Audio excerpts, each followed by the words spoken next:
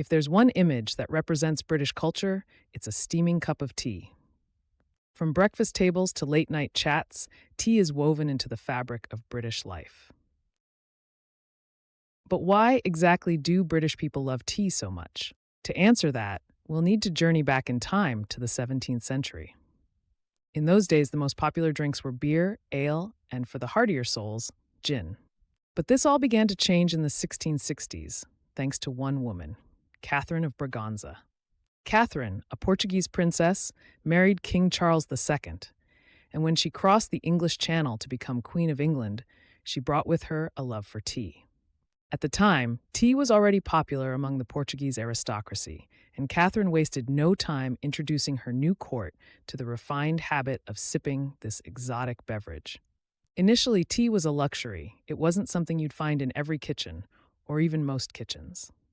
It was imported from China, meticulously packaged in precious wooden chests and sold at sky-high prices. Drinking tea was reserved for the upper echelons of society, and its exclusivity made it a symbol of sophistication. Tea leaves were so valuable that people stored them in locked tea caddies, not just to keep them fresh, but to prevent servants from pilfering them. But as British trade expanded, and particularly as the East India Company grew into a global juggernaut, tea became more accessible.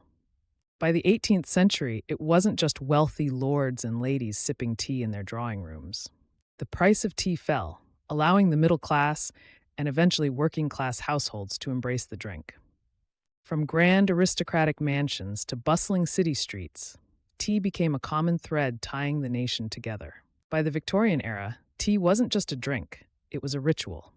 The aristocracy pioneered afternoon tea, a delightful ceremony where tiers of sandwiches and cakes were served alongside delicate cups of tea.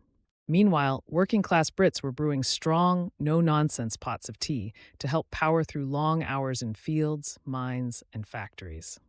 Tea breaks became a moment of respite, a chance to catch one's breath after hours of hard labor. Even in times of adversity, tea held its place in British life. During World War II, Britain's government rationed nearly everything, but not tea. Officials knew that tea was more than just a beverage. It was a morale booster, a source of comfort amidst chaos. It became a unifying force, something as essential as bread or butter. Families rationed their tea leaves like treasure, ensuring every drop counted. But why have the British elevated tea above other drinks? First, let's talk about the weather. Britain's famously chilly, damp climate practically begs for a warm, cozy cup of tea. Then there's tradition.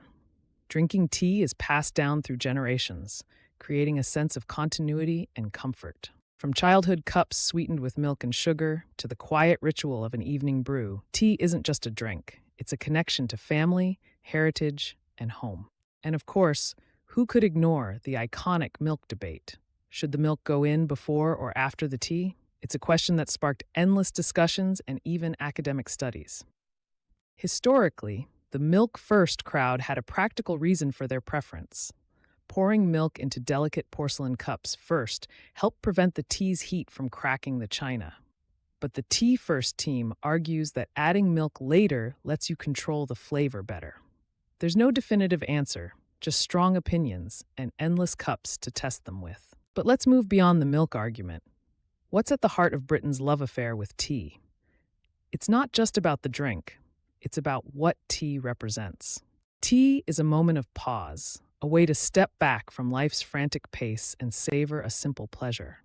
It's what you offer a guest to make them feel welcome.